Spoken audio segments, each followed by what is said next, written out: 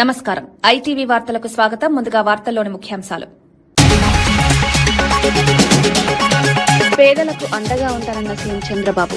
Vote పవిత్రం, అమ్ముకోవద్దన్న CM పిలుపు. ప్రతి కుటుంబానికి చంద్రన్న అండ హామీ. సంక్షేమం కొనసాగాలంటే ప్రజల విశ్వాసం అవసరమని వ్యాఖ్య. హెరిటేజ్ భూములపై ఆళ్ల రామకృష్ణారెడ్డి ఆరోపణలు. చౌకగా భూములమ్మారంటూ విమర్శ. పవన్ కు కూడా అదే ధరకు కేటాయింపుల ఆరోపణ. సమగ్ర విచారణ డిమాండ్ చేసిన ఆళ్ల. రాహుల్ పై కేంద్ర మంత్రివర్యుల విమర్శలు. దేశ ప్రయోజనాలపై రాజకీయాలు చేస్తున్నారన్న ఆరోపణ. ట్రేడ్ ఒప్పందాలపై తప్పుడు ప్రచారం విమర్శ. భారత్ ప్రతిష్టను దెబ్బతీయొద్దన్న గోయల్.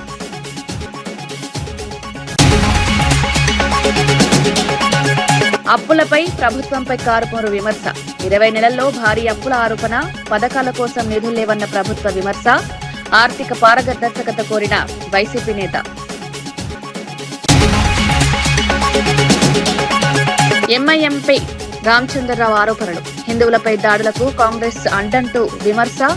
ఉత్తర తెలంగాణలో ఉద్రిక్తతలపై ఆగ్రహం. కఠిన చర్యలు తీసుకోవాలని డిమాండ్.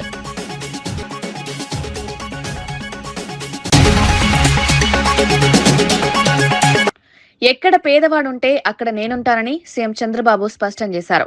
ప్రజల సంక్షేమమే తన ప్రభుత్వ లక్ష్యమన్నారు.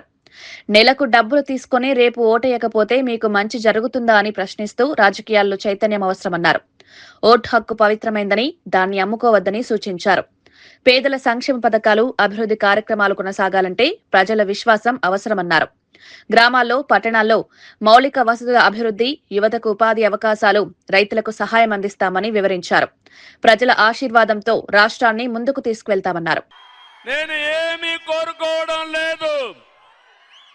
మీరు బాగుండాలి, మీ పిల్లల భవిష్యత్తు బంగారు భవిష్యత్తు కావాలి.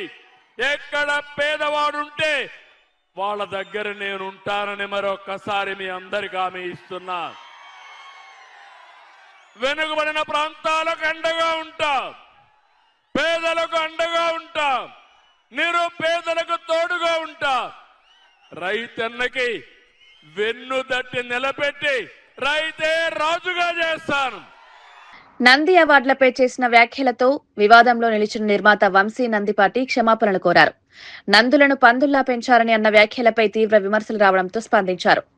ఎవరిని అవమానించాలనే ఉద్దేశం లేదని, ఆవేశంలో మాట్లాడిన మాటలు తప్పుగా అర్థమయ్యాయని అన్నారు. నంది అవార్డులు తెలుగు సినిమా గౌరవానికి ప్రతీక అని పేర్కొన్నారు. తన వ్యాఖ్యలతో ఎవరికైనా మనస్తాపం కలిగితే క్షమించాలని విజ్ఞప్తి చేశారు. భవిష్యత్తులో మాటల్లో జాగ్రత్త వహిస్తారని హామీ ఇచ్చారు. వివాదానికి ముగింపు పలుకుతూ తెలుగు చిత్రసీమ అభివృద్ధి కోసం అందరూ కలిసి పనిచేయాలని పిలుపునిచ్చారు. తెలుసన్నారా తెలియకన్నారా దాని గురించి రేపు మళ్ళీ ప్రెస్ మీట్ పెట్టకుండా దాని గురించి ఇప్పుడే క్లారిఫికేషన్ బాగుంటుందని ఉద్దేశం మేము అంటే సురేష్ గారు ఇందులో పర్సనల్గా చెప్పడానికి ఏంటంటే, పాపం ఆయన క్రియేట్ చేసి అన్నది కాదు.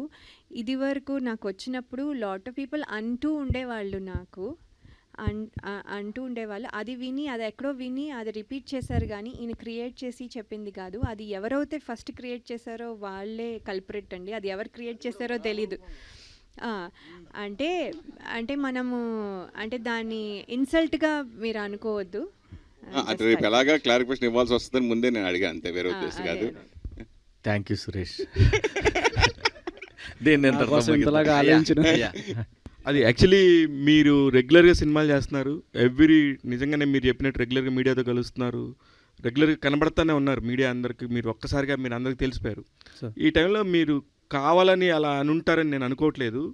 నంది పంది అనే టాపిక్ని మీరు ఇక్కడే అది ఒకవేళ మీ ఉద్దేశం ఏంటో చెప్పేసి మీరు ఒకసారి కరెక్ట్గా చెప్పేస్తే కనుక మళ్ళీ దాని గురించి ఇష్యూ అవ్వదు, ఇంతటితో క్లోజ్ అయిపోతుంది. అది ఇంటెన్షనల్గా అన్న స్టేట్మెంట్ కాదు. ఇఫ్ ఎట్ ఆల్ ఎవరన్నా దాన్ని సీరియస్గా తీసుకుంటా లేకపోతే మనోభావాలు దెబ్బతిన్నా కూడా I'm very very sorry. 20-25 years నుంచి నేను పొద్దున్నే ఫస్ట్ మండే మార్నింగ్ చేసే పని ఏంటంటే శివాలయంకి వెళ్ళి ఫస్ట్ నందీశ్వరుడి దగ్గరికి వెళ్ళటం. వాళ్ళెవరు, మా ఇంటి పేరులో నంది ఉంది, నేను శివభక్తుడిని, అసలు అటువంటి ఉద్దేశమే లేదు. This is a statement that is passed long back. నా చిన్నప్పుడు నాకేదో గుర్తున్నది, లయ గారిని ఉద్దేశించి మాట్లాడుతున్నప్పుడు యథాలాపంగా వచ్చిందే కానీ అది అస్సలు అటువంటి ఉద్దేశమే లేదు. I'm very very sorry if at all that is taken seriously or if any one sentiments are hurt. I'm very very sorry. లేదు, వేరే ఉద్దేశం కూడా కాదు. ఎందుకంటే లయ గారిది మీరు చెప్పింది కరెక్టే, యాక్చువల్ ఉంది, ఉన్నదాన్ని మీరు తీసుకొని సరదాగా ఏదో చేయబోయారు, కానీ మీ ఉద్దేశం అది కాదు అనే ఉద్దేశాన్ని మళ్ళీ మీకు చెప్పడం కోసమే నేను చెప్పాను ఇక్కడ. I'm very sorry about it. పూర్తి కాని వెలిగొండ ప్రాజెక్టును జాతికి అంకితం చేసి ప్రజలను మోసగించిన ఏకైక వ్యక్తి జగన్ అని మంత్రి నిమ్మల రామానాయుడు మండిపడ్డారు. మార్కాపురం సభలో మాట్లాడుతూ వైసీపీ పాలనలో ప్రాజెక్టులు నిలిచిపోయాయని విమర్శించారు. తమ ప్రభుత్వం హామీ ఇచ్చినట్లుగానే వెలిగొండ పనులు శరవేగంగా కొనసాగుతున్నాయని చెప్పారు. గత ప్రభుత్వ నిర్లక్ష్యం వల్ల నష్టపోయిన ప్రజలకు న్యాయం చేస్తామన్నారు. పారదర్శకంగా పనులు పూర్తి చేసి ప్రాజెక్టును పూర్తి స్థాయిలో అందుబాటులోకి తీసుకొస్తామని హామీ ఇచ్చారు. అభివృద్ధి తమ లక్ష్యమని స్పష్టం చేశారు. 144 సెక్షన్ పెట్టాడు, ముందస్తు అరెస్టులు పెట్టాడు, హౌస్ అరెస్టులు పెట్టాడు. మరి ఏదైతే పరదాలు బ్యారికేడ్లు పెట్టుకుని పోలీసు పహరా మధ్య ఆ రోజు జాతికి అంకితం చేశాడంటేనే ఆయన మోసం దగా ఏంటనేది మనందరికీ అర్థమవుతుంది. అంటే సొంత తల్లిని చెల్లిని సొంత చిన్నాన్న చెల్లిని మోసం దగా చేసినటువంటి వాడికి ప్రకాశం జిల్లా ప్రజల్ని మోసం చేయడం ఆయనకి పెద్ద లెక్కేమీ కాదు అని మనకందరికి కూడా అనిపిస్తున్నటువంటి పరిస్థితి. ఆ రోజు 2019 ఎన్నికల్లో ఎర్రగొండపాలెం, మార్కాపురం, గిద్దలూరు, కనిగిరి, దర్శి, ఉదయగిరి, ఆత్మకూరు, బద్వేలు ఇవన్నీ కూడా ఆ యొక్క వెలుగొండ పూర్తవుతే జలకలతో ఉట్టిపడేటువంటి నియోజకవర్గాలు 8 నియోజకవర్గాలు. ఆయన అధికారంలోకి వచ్చిన తర్వాత ఓట్లేసినటువంటి 8 నియోజకవర్గాల ప్రజల మీద భస్మాసుర హస్తం పెట్టినటువంటి పరిస్థితి. రాహుల్ గాంధీ భారత వ్యతిరేక శక్తుల చేతిలో కీలుబొమ్మగా మారారని కేంద్ర వాణిజ్య శాఖ మంత్రి పీయూష్ గోయల్ విమర్శించారు. దేశ ప్రయోజనాల కంటే రాజకీయ లాభాలపై దృష్టి పెట్టారని ఆరోపించారు.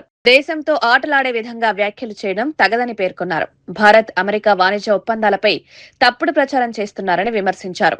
అంతర్జాతీయ వేదికలపై భారత్ ప్రతిష్టను దెబ్బతీయకూడదని సూచించారు. ప్రజలను తప్పుదోవ పట్టించే రాజకీయాలకు తెరదీయాలన్నారు. దేశ ప్రయోజనాలే ప్రధానమని స్పష్టం చేశారు. आर्थिक रूप से कमजोर बनाना, भारत की अर्थव्यवस्था को चोट पहुंचाने का काम करना, जिसके लिए वो OCCRP जैसी संस्थाओं के टूल किट का इस्तेमाल बार बार करते हैं, भारत की अर्थव्यवस्था को डिस्टेबलाइज करने के लिए, कमजोर बनाने के लिए. ये भी देश ने लगातार महसूस किया है, देखा है, अनुभव किया है. राहुल गांधी जी ने एक प्रकार से बड़ी ओछी राजनीति देश और दुनिया के सामने दिखाई है. एक प्रकार से फॉरेन पावर्स के पपेट के रूप में ही is nothing but a puppet of anti India forces, anti India organisations and anti India government. Hyderabad హబ్జీగూడలో విశ్రాంత శాస్త్రవేత్త ఇంట్లో పనిచేస్తున్న పని మనిషి బంగారం దోచుకున్న ఘటన కలకలం రేపింది.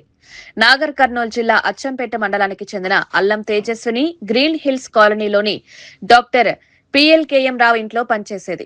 ఆర్థిక ఇబ్బందులతో ఈ నెల 23న ఇల్లు శుభ్రం చేస్తున్న సమయంలో యజమాని కళ్లుగప్పి సుమారు 9 తులాల బంగారు ఆభరణాలు అపహరించింది.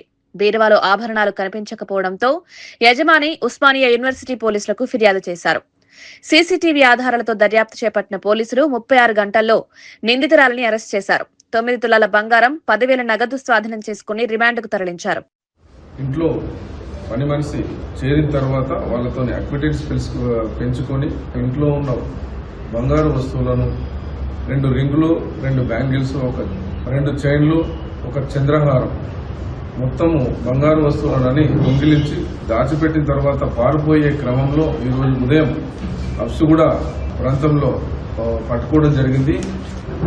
ఈమె అల్లం తేజస్వి అని చెప్పేసి, ఈమె అల్మాస్ కూడా మల్రెడ్డి నగర్ లో ఉంటుంది. యాక్చువల్ గా నేటివ్ ఆఫ్ కొండనాగుల అచ్చంపేట. కాంగ్రెస్ అండతోనే ఎంఐఎం హిందువులను లక్ష్యంగా చేసుకుని దాడులకు పాల్పడుతోందని బీజేపీ రాష్ట్ర అధ్యక్షుడు రామచంద్రరావు ఆరోపించారు. కామారెడ్డి, బాన్సువాడ, రుద్రారం ప్రాంతాల్లో అలజడి సృష్టిస్తున్నారని విమర్శించారు. ఉత్తర తెలంగాణలో ఉద్రిక్తతలకు కారణం రాజకీయ ప్రేరేపణలేనని అన్నారు. శాంతి భద్రతలు కాపాడాల్సిన ప్రభుత్వం వైఫల్యం చెందిందని మండిపడ్డారు. దాడులపై కఠిన చర్యలు తీసుకోవాలని డిమాండ్ చేశారు. ప్రజలు అప్రమత్తంగా ఉండాలని సూచించారు. కామారెడ్డిలో మా ఎమ్మెల్యే కాటేపల్లి వెంకటరమణారెడ్డి గారి మీద ఎమ్మెల్యే గారి మీద దాడి చేసే ప్రయత్నం చేశారు. సమయానికి బీజేపీ కార్యకర్తలు అడ్డుకోవడం జరిగింది కాబట్టి మా ఎమ్మెల్యే గారికి ప్రమాదం తప్పింది. నిజామాబాద్ లో రుద్రారు అనేటువంటి గ్రామంలో అడ్వకేట్ కళ్యాణి అనే మీద ఇదే ఎంఐఎం సంబంధించిన వ్యక్తులు దాడి చేసి మత ఘర్షణ వాతావరణాన్ని సృష్టించడం జరిగింది. ఉత్తర తెలంగాణ మొత్తంలో మజలీసు ఒక అరాచకాలు పెరిగిపోతా ఉన్నాయి. మరి పోలీసులు కూడా నామకే వాస్తే ఇద్దరు ముగ్గురిని అరెస్ట్ చేసి చూపెడతా ఉన్నారు. దెబ్బతిన్నది మేము, మా మీదనే దాడులు అయినాయి, కేసులు మాత్రం మా మీదనే పెడతా ఉన్నారు. దాడి చేసిన వాళ్ళ మీద కేసులు లేవు. దీన్ని ప్రోత్సహిస్తుంది మా కాంగ్రెస్ పార్టీ కదా. ఈ ఘర్షణలకు కారణమయ్యారో వారిపైన యాక్షన్ తీసుకోవాలి. లింగమనేని రమేష్ భూముల పక్కగా రోడ్డుకు వెళ్లేలా సహాయం చేసి అనంతరం కంతేరు సమీపంలో 18 ఎకరాలను హెరిటేజ్ కు కేవలం 8 లక్షలకు అమ్మారని ఆళ్ల రామకృష్ణారెడ్డి ఆరోపించారు. ఎకరం 3 నుంచి 4 కోట్ల విలువ చేసే భూములు ఎందుకు అంత చౌకగా అమ్మారో ప్రజలు గమనించాలని అన్నారు.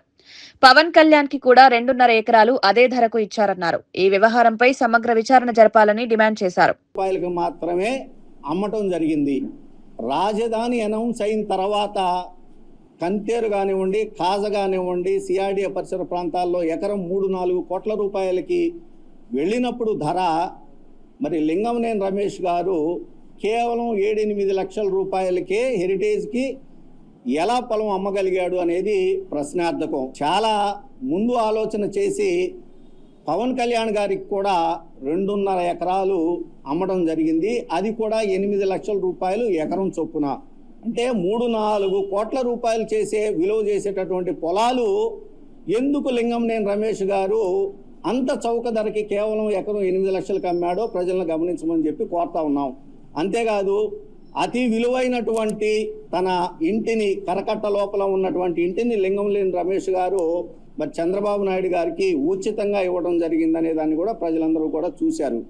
ఇవన్నీ సాక్ష్యాధారాలు నేను ఆర్టీఏ ద్వారా సేకరించుకొని ఆ రోజున మరి సిఐడి వారికి ఫిర్యాదు చేయడం జరిగింది.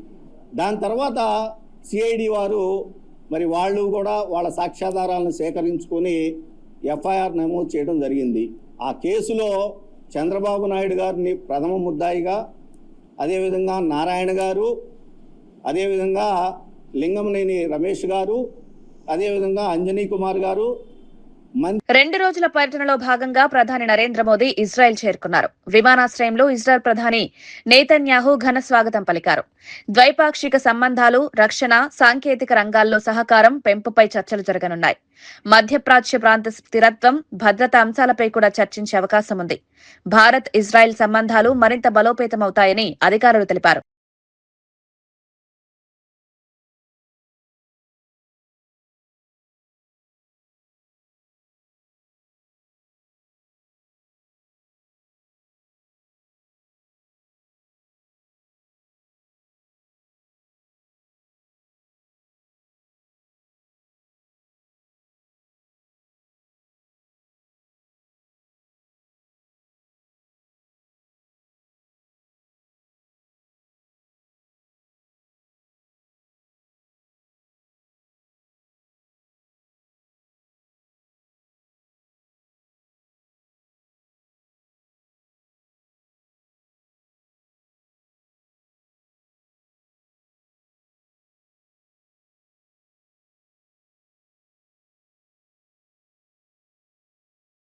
నారాయణపేట్ నియోజకవర్గం కోయిల్కొండ మండలం అంకిళ్ల గ్రామానికి చెందిన యువకుడు కావలి రామచందర్ ముదిరాజ్ తన గ్రామం నుంచి హైదరాబాద్ వరకు పాదయాత్ర చేపట్టాడు. 4 రోజుల్లోనే హైదరాబాద్ చేరుకుని బీఆర్ఎస్ వర్కింగ్ ప్రెసిడెంట్ కేటీఆర్ కు తన మద్దతు ప్రకటించాడు. ఈ సందర్భంగా కేటీఆర్ రామచందర్ ను సన్మానించి కృతజ్ఞతలు తెలిపారు. గ్రామ స్థాయి సమస్యలను పార్టీ దృష్టికి తీసుకురావడంలో యువత పాత్ర కీలకమన్నారు. ఈ పాదయాత్ర స్థానికంగా చర్చనీయాంశమైంది.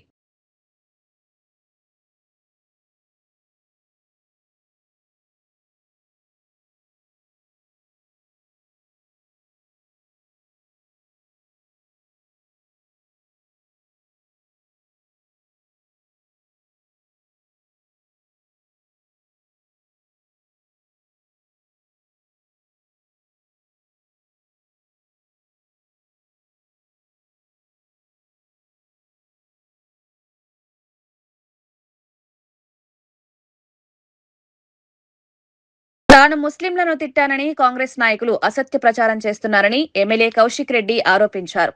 కరీంనగర్ సిపిపై మత మార్పిడి ఆరోపణలు చేశారని నిరూపిస్తే ఎమ్మెల్యే పదవికి రాజీనామా చేస్తానని సవాల్ విసిరారు. తనపై నమోదు చేసిన కేసు నిరాధారమని పేర్కొన్నారు.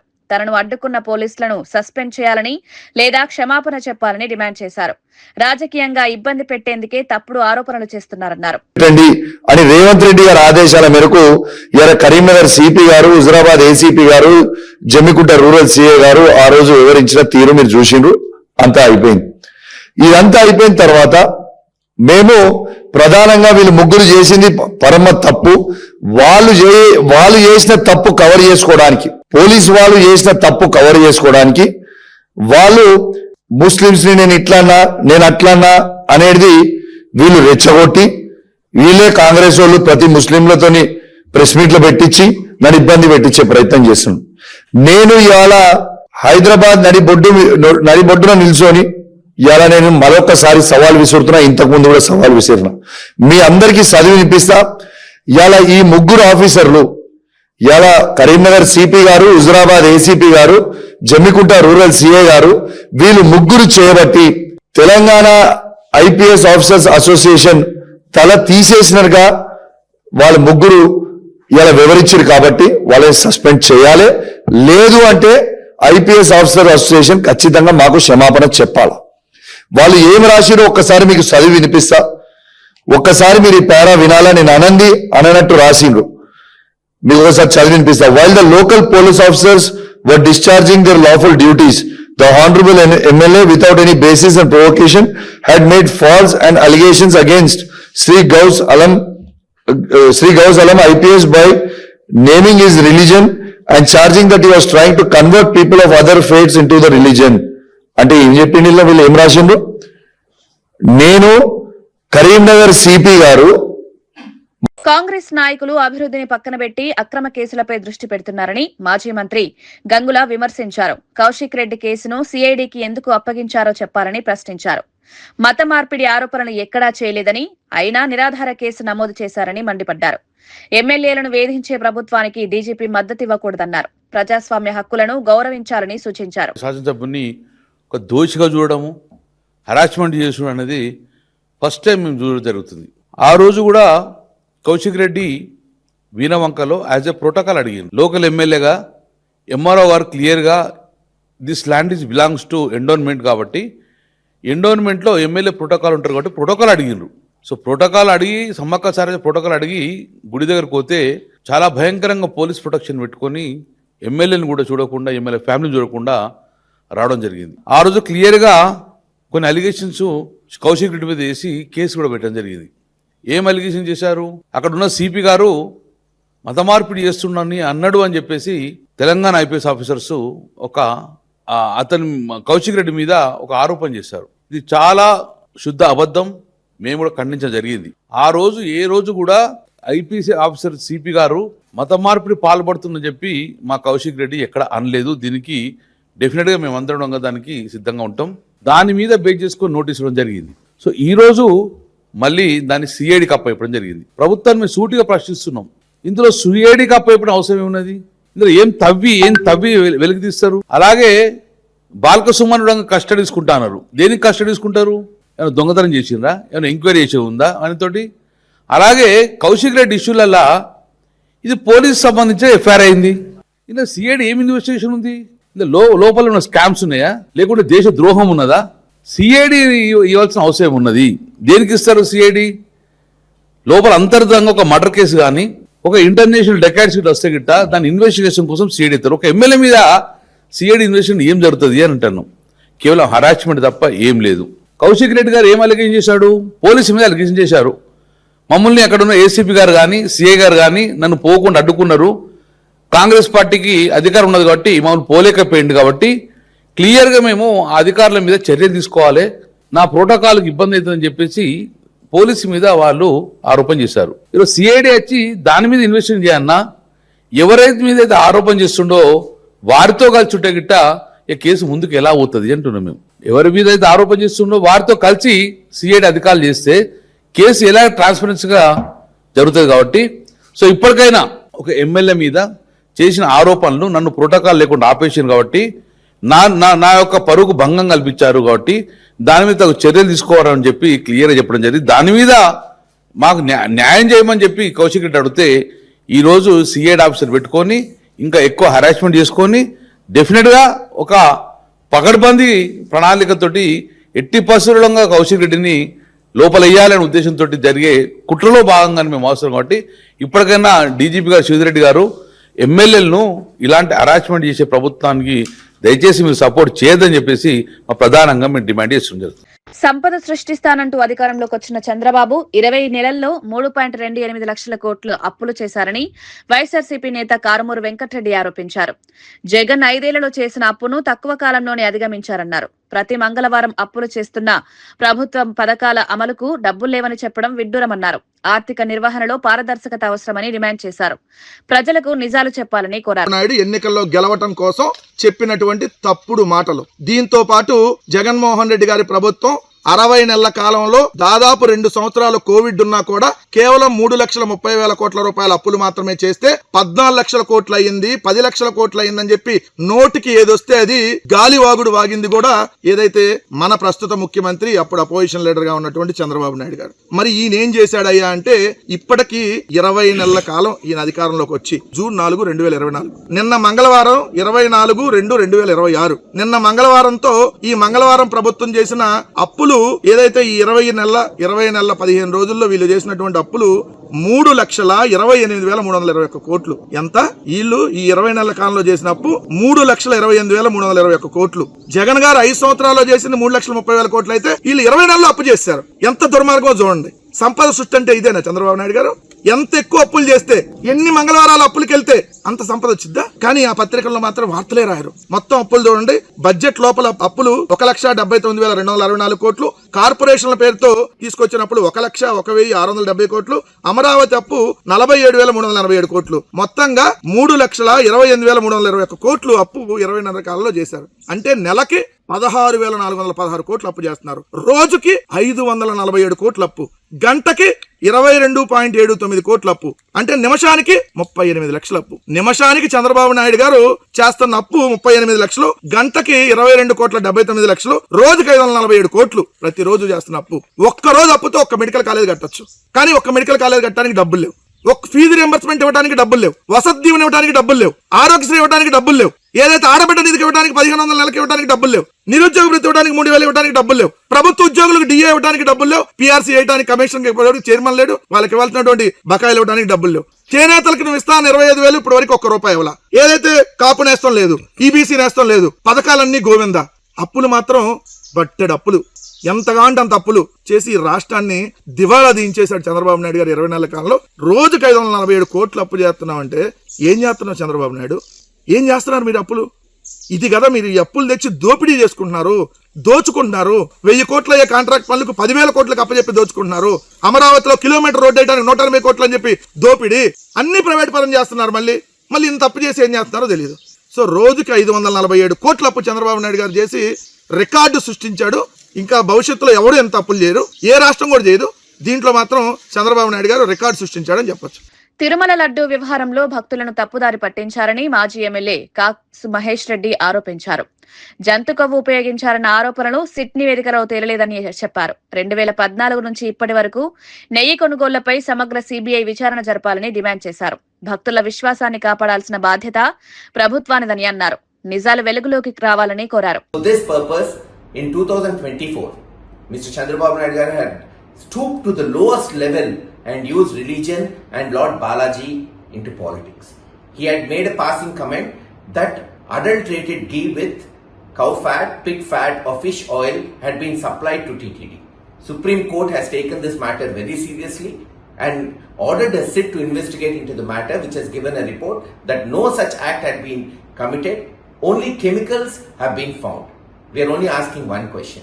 In July 2024, Mr. Chandrababu Naidu Garu had appointed JEO and EO, whomever he preferred as officers. After they came and took the charge, adulterated ghee was supplied.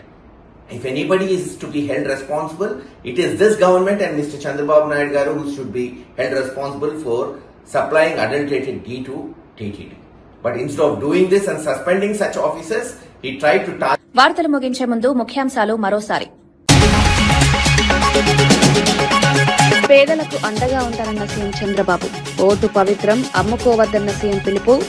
ప్రతి కుటుంబానికి చంద్రన్న అండ హామీ. సంక్షేమం కొనసాగాలంటే ప్రజల విశ్వాసం అవసరమని వ్యాఖ్య. హెరిటేజ్ భూములపై ఆళ్ల రామకృష్ణారెడ్డి ఆరోపణలు. చౌకగా భూములు అమ్మారంటూ విమర్శ.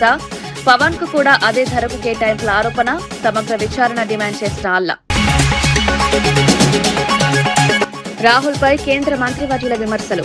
దేశ ప్రయోజనాలపై రాజకీయాలు చేస్తున్నారన్న ఆరోపణ. ట్రేడ్ ఒప్పందాలపై తప్పుడు ప్రచారం విమర్శ. భారత్ ప్రతిష్టలు దెబ్బతీయొద్దన్న గోయల్.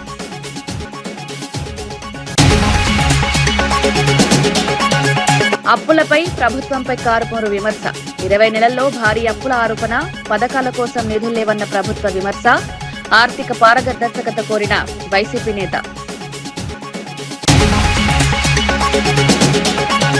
ఎంఐఎంపై రామచంద్రరావు ఆరోపణలు. హిందువులపై దాడులకు కాంగ్రెస్ అండంటూ విమర్శ. ఉత్తర తెలంగాణలో ఉద్రిక్తతలపై ఆగ్రహం. కఠిన చర్యలు తీసుకోవాలని డిమాండ్.